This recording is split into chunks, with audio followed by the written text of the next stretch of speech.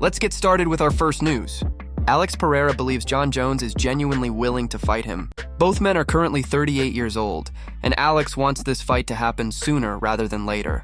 During a recent Q&A session, Alex shared his honest thoughts about the potential matchup. He said, "I don't think so, because that's something he's mentioned in interviews, that he wants this fight. I think he's at an age that's a bit elevated for a sport like mine, and we don't have time to waste.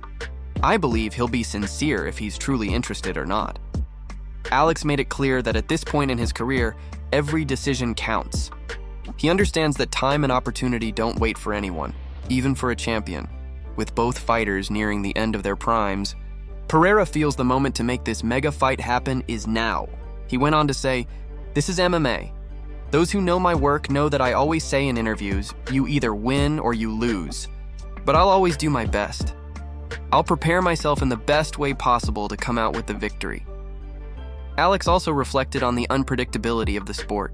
He understands that while fighters can control their preparation and effort, they can't control how others view their achievements.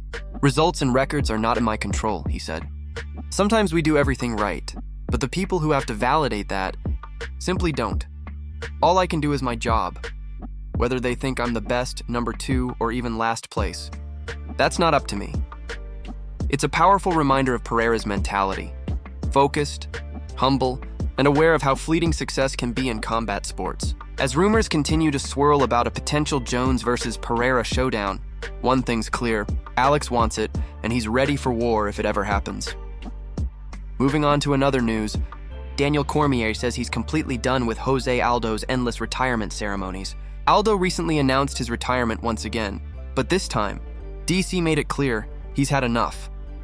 During a recent discussion, Cormier, who's always been a huge fan of Aldo, expressed his frustration in a mix of humor and sincerity.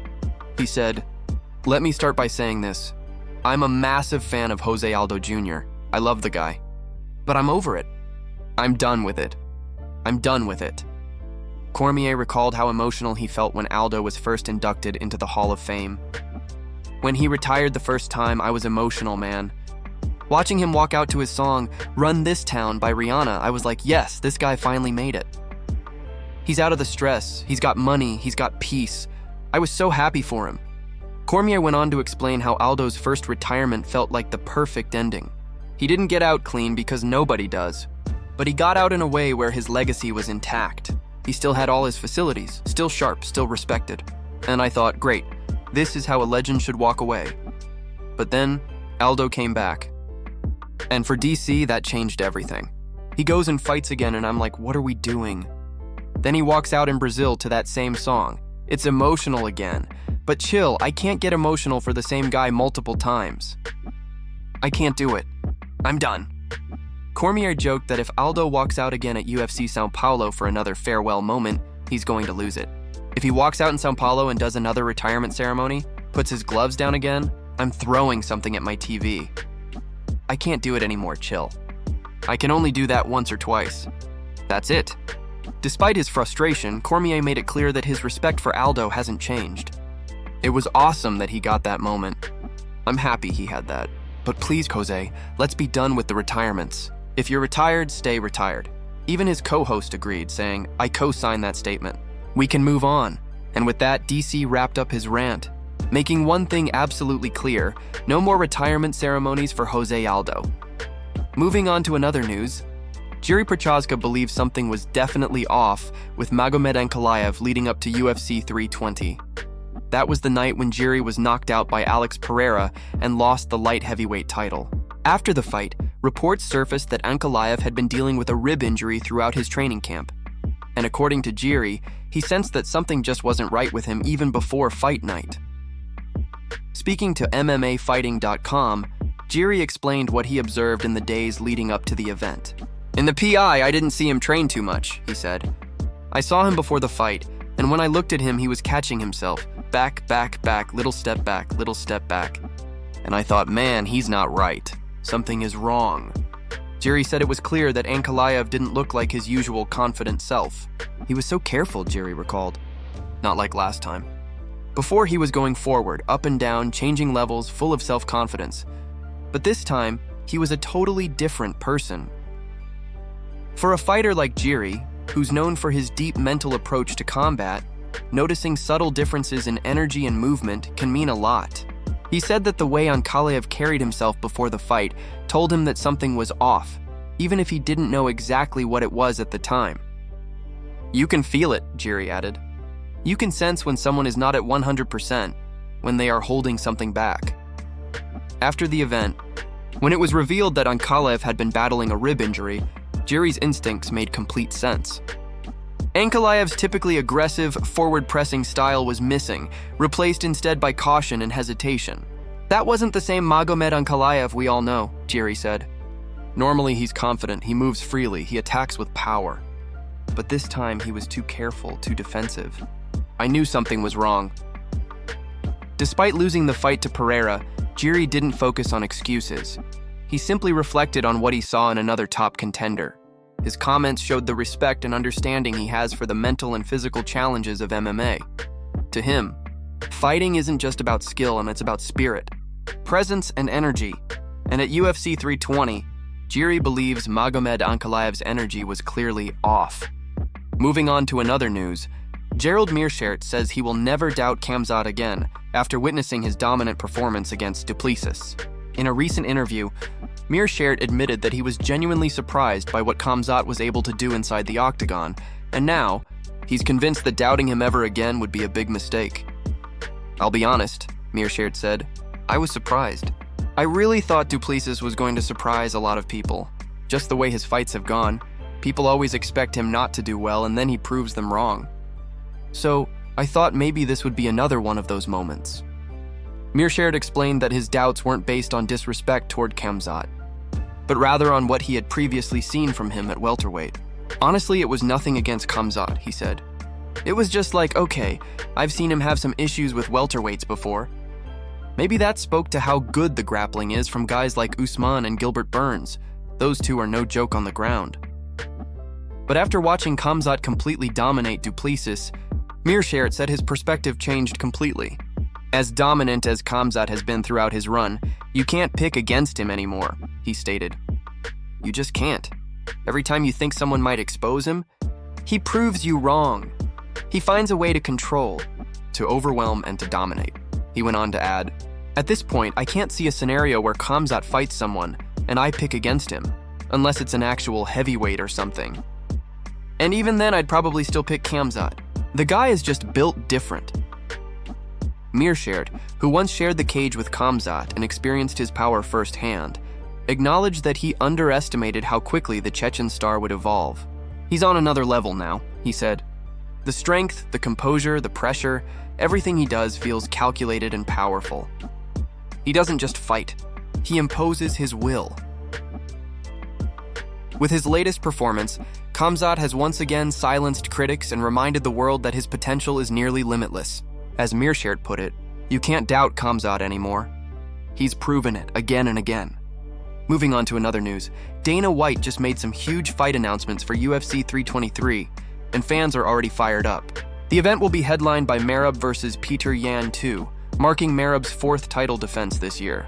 The announcement actually broke while Merab was live on the Ariel Helwani show, and his reaction said it all. Pure excitement. As the news came in, Ariel told him, "Breaking news. Dana White just went on Instagram and announced that you are the main event." Merab smiled and said, "Let's dance, my friend. Let's dance. God is the champion of the world. UFC 323, here we go." It's another massive moment for the pride of Georgia and the bantamweight division as he prepares to defend his title once again against one of his toughest rivals. In the co-main event, Alexandre Pantoja will defend his flyweight belt against rising contender Joshua Van. Pantoja confirmed the fight on Instagram, writing, "Next fight confirmed. I'm counting on your support on December 6th in Las Vegas at UFC 323. Let's go for it." On the other side, Van shared his excitement on X, saying, "It's time to write history. This matchup promises fireworks, a champion looking to solidify his reign against a young, hungry challenger eager to make his mark. Another big addition to the card is Jan Blachowicz taking on Bogdan Guskov." Jan wrote, "What's coming next? Legendary Polish power. See you in Las Vegas." December 6th. Fans are eager to see if Jan can bounce back strong and remind everyone why his nickname still carries weight in the division, and perhaps one of the most emotional stories of the night. Henry Cejudo is set to face Peyton Talbot. The former double champ has made it clear that this could be his final fight. Speaking recently, Cejudo said, "Yeah man, my next fight's my last fight. I've got a lot going on, my kids, my podcast, my business. I don't want my kids growing up knowing daddy's fighting for a living." He also reflected on seeing Kamaru Usman's daughter cry after her father's knockout loss, saying that moment hit him hard. But as he added with a smile, "You never know with Triple C. I'm unpredictable. I just need to get a W, man. We'll see." UFC 323 is shaping up to be a massive card packed with legacy, emotion, and championship drama. Moving on to another news, Luke Rockhold seems to have completely changed his mind about Alex Pereira. Just a few years ago, Luke was one of Pereira's harshest critics, boldly claiming that he would kill Alex within 10 seconds if the fight ever hit the ground. At that time, Luke was confident that Pereira's lack of grappling would make him easy work inside the cage. During a past interview, Luke even said, "Pray like any day with Pereira. If you give me 10 seconds on the ground, I'll kill that mother." It was clear that he didn't think much of Alex's overall MMA skill set back then, but fast forward to now, and things have taken a dramatic turn. In a recent interview with TMZ Sports, Luke Rockhold gave Pereira his full respect, admitting that his opinion has completely shifted. "I used to hate on Alex Pereira," Luke said. "But man, that guy's a gangster. It's all about confidence, it's all about balls, and he's got it. He really has it. I'm not gonna lie, I can't hate on the guy anymore. He's one of the GOATs." Luke explained that what changed his perspective was seeing Pereira's mindset and fearlessness inside the octagon. "Alex carries the same energy every single time," he said. "He might not have a ground game, but the guy's got balls. No more hate, Alex. God bless. You're a gangster. One of the best champions of all time." It's rare to hear such a raw and honest admission from someone as proud as Luke Rockhold, especially about a fighter he once openly criticized. But watching Pereira's meteoric rise from a former kickboxing champion to one of the most dominant and fearless UFC champions seems to have earned Luke's respect. He ended his comments by emphasizing just how impressed he's been with Pereira's career. "Honestly, it's impressive. The way he carries himself, the way he fights, the way he just keeps winning. You can't deny it anymore." So from once saying he'd kill Pereira on the ground, to now calling him one of the greatest champions in MMA history, Luke Rockhold has officially done a complete 180 on Alex Pereira. Move on to another news. Dana White's reaction to Ilia's retirement threat has stirred serious conversations inside the UFC. According to Legaspi, a well-known Spanish media figure with close ties to Ilia, and the same guy behind that hilariously awkward interview with Max Holloway, things are getting tense behind the scenes. Over the past few weeks, Ilia has been showing signs of frustration. He's openly admitted that he's starting to lose the fire and love for the game, and it all seems to stem from his dream matchups falling apart one after another. First, the fight with Islam never materialized.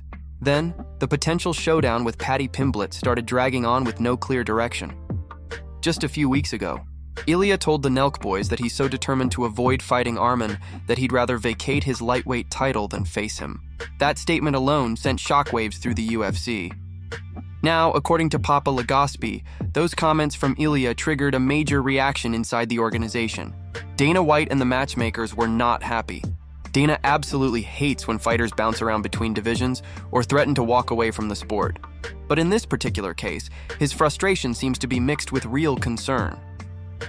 Reports say Dana is seriously worried that Ilia might actually burn out or step away completely.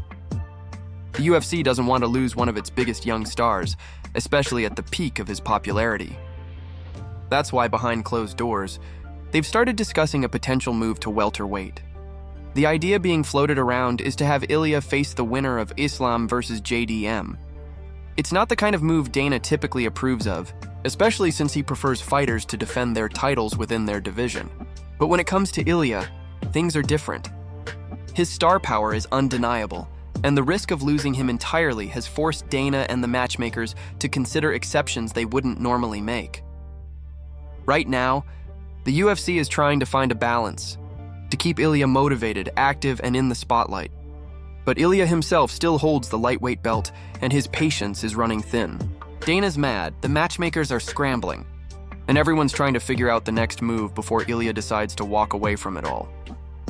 The tension is real inside the UFC, and this situation could shape the future of Ilia's career, whether it's in lightweight, welterweight, or beyond.